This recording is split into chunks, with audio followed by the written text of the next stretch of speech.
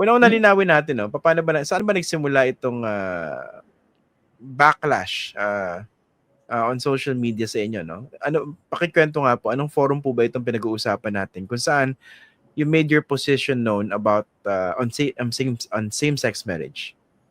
Merong imbitasyon sa amin na pumunta sa sa Nueva Ecija, una doon sa Muñoz muna nung umaga, nung hapon sa San Jose. Okay, sa San Jose, mga students yung nandun yung Kaya Natin Youth, nandun yung iba-iba. Baka mamaya magkamali ako ng pag-name na basta natandaan ko na nandun yung Kaya Natin Youth dahil sila yung kausap ko. At napaka-accommodating naman. Pero maraming naandun na iba't ibang organisasyon ng mga kabataan.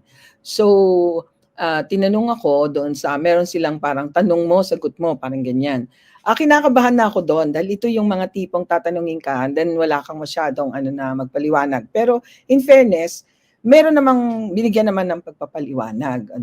And Christian, you know me, parang sa akin, kahit mas madaling magsabi ng yes, kung hindi ko naman pa nasasabing kaya kong bigyan ng the same commitment, the same the same passion na talagang may assurance na itatawid natin yan, hindi lang ipaglalaban kundi ipapanalo, di ba?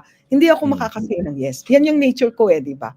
Kaya pag tinatanong ako, pero pag tinanong mo, lalabanan mo ba itong yung corruption kay ganito? Kahit anong hirap, kahit buwis buhay at buwis ganda, I can easily say yes dahil alam ko within my expertise na pag-aralan ko.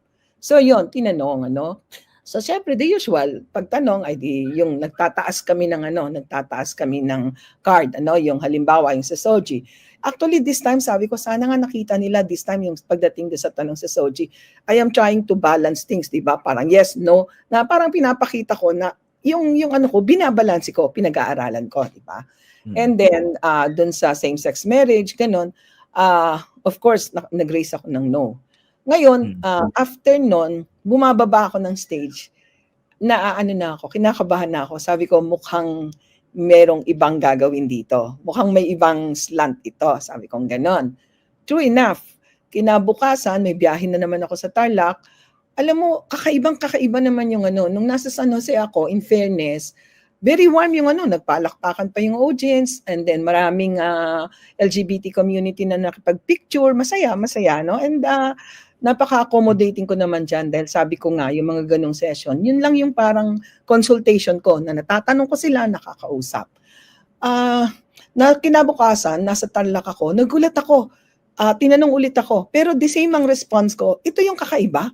Very positive narinig kong response nung isang member ng LGBT. Natakot pa nga ako doon dahil medyo strong yung dating niya. Sabi niya, siguro naman alam niyo na bakla ako by my looks. Parang ganun yung dating. So sabi ko, uy, ang lakas nito. Ano kaya ang itatanong? And yet kakaiba. Matapos kong sabihin yung design ko na response, nagpasalamat siya. Kasi sabi niya, nagpapasalamat ako kasi nakikita kong pinag-aaralan mo. At nakikita ko yung sincerity na parang katulad nung ibinigay mo doon sa fight mo against corruption. Ako parang sa sobrang saya ko na, uy, ang sarap naman ito kahit papano na iparamdam ko sa kanya where I am in, di ba? In-embrace ko siya, binigyan ko pa siya ng pin ko. Tinanggal ko yung pin ko, binigay ko sa kanya. And then after, lilipat na ako, pauwi na ako I think papunta kami ng Moncada, doon na, sinabi sa akin na, ma, you're being bashed, ganon. Nung tiningnan ko, medyo slanted, yung picture, nakataas yung no at ako nakaganon para nakasmile pa. So sabi ko, ay nako, eto na ulit. Ang problema, Christian, pag nagpupunta ako sa campaign, ako lang at saka yung driver ko. Wala kaming recording. Kung nagpahanap pa ako, paano ko matingnan ulit yung recording at maipost. But then, of course, it's a bit late, di ba? At parang nasa defense na ako. Rebound, kumbaga. Okay. Yung what gave you the feeling na, di ba sabi niyo kinabahan kayo the moment you made your position on about same-sex marriage dun sa unang forum? What made you feel that? Hindi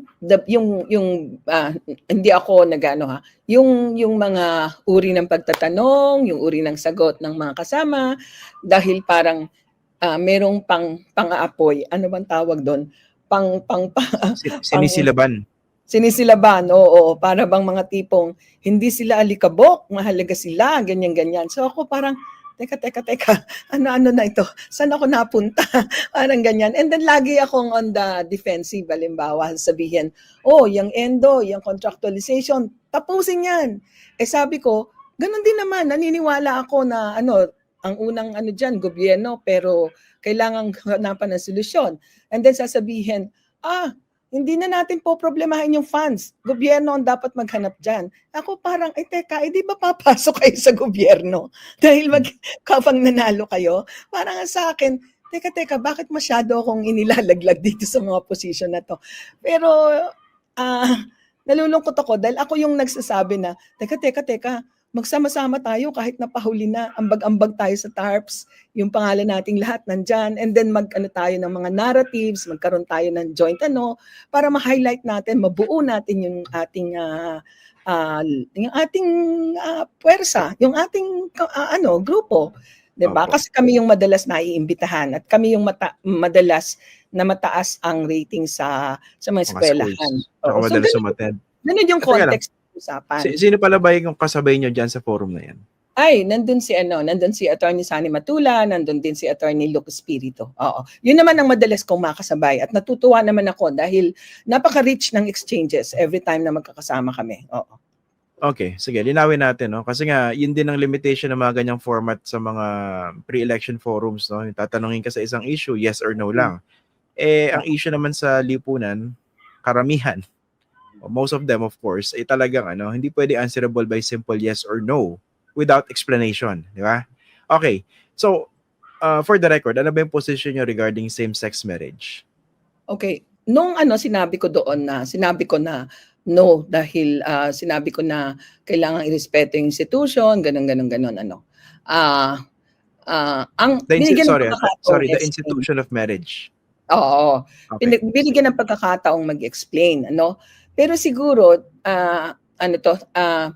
obvious na hindi ka masyadong makapagpaliwanag ng husto dahil nararamdaman mo yung parang nababasa mo yung situation na parang isang patibong na you're being tempted to So nararamdaman ko yon and usually nagre-react ako pero I'm keeping it to myself, So yun, So pag-uwi ko, yun na. Marami nang nag-withdraw ng support, ganyan.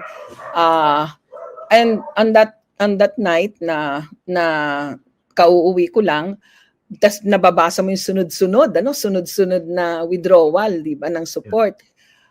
Parang nandun ka sa situation na ayaw mong basahin yung messages at tinatanong ko yung sarili ko, teka, ako ba ay nagkulang? Ako ba ay nagkamali? At gusto kong isipin na meron din akong pagkakamali. Ayan, oo. Ano po ba yung pagkakamali ninyo doon? Ito yung pagkakamali ko eh. Christian, nasanay ako na ako yung laging nag-e-exact ng accountability. Di ba? At laging napaka-passionate ko sa mga ipinaglalaban ko. Hindi ko na-realize bakit sa pagiging passionate ko sa paglaban para sa ng mga mamamayan na labanan ng katiwalian, hindi ko nakita. Meron palang isang grupo na matagal nang may ipinaglalaban.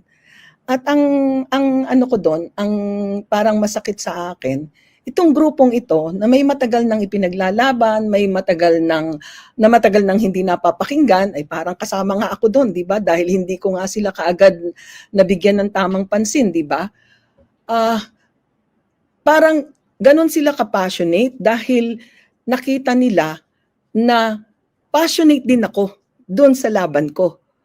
Kaya parang sila yung kasama ko nagtutulak nung kampanya ko, and yet hindi ko nagawang maging bukas or maging gising-oriented, kilalanin yung laban na matagal na nilang ipinaglalaban, di ba? Kaya nung naramdaman ko yung pag-withdraw, etc., nasasaktan ako pero hindi ko siya nakikita na parang nasasaktan na dapat akong mag-react dahil ayoko ma-criticize. In fact, ang aking mga evidence dito ay kinip ko sila sa aking wall. Nilagay ko sa wall ko, hindi ko sila finilter. Hinayaan kong isabi nila na nagwi-withdraw kami, etc. At hinayaan ko rin ang mga comments ng mga community, di ba? Pero torn ako. Hindi ko siya masabing cancel culture kasi sa tingin ko, ito ay isang impit o yung parang silence na paghingi ng tulong. Kasi nakilala nila, ito lumalaban ito passionate ito sa paglaban Baka sakaling makatulong sa ating laban. Yun yung paraan nila, no? So nung nakita ko yun, divided ako, no? Kasi parang, paano ko nangyari na hindi ko nakilala yung laban nila, the very fact na nakita kong napaka-passionate nila sa paglaban para sa akin. At dito rin ako nakakita ng isa pang punto, no? Sabi ko noon, itong mga nakikipaglaban para sa kanilang pagkakapantay-pantay, sa kanilang rights, malakas ang kanilang boses, matapang silang tumayo at ipaglaban ang kanilang karapatan, sila yung best na dapat ko sana kakampi sa laban sa korupsyon, di ba? So can you imagine, Christian, kung itong cancel culture magamit natin sa anti-corruption? Yung ang kinakancel natin ay yung tinatawag nating mga nagtotodas ng pera ng bayan, nagwawaldas ng pera ng bayan.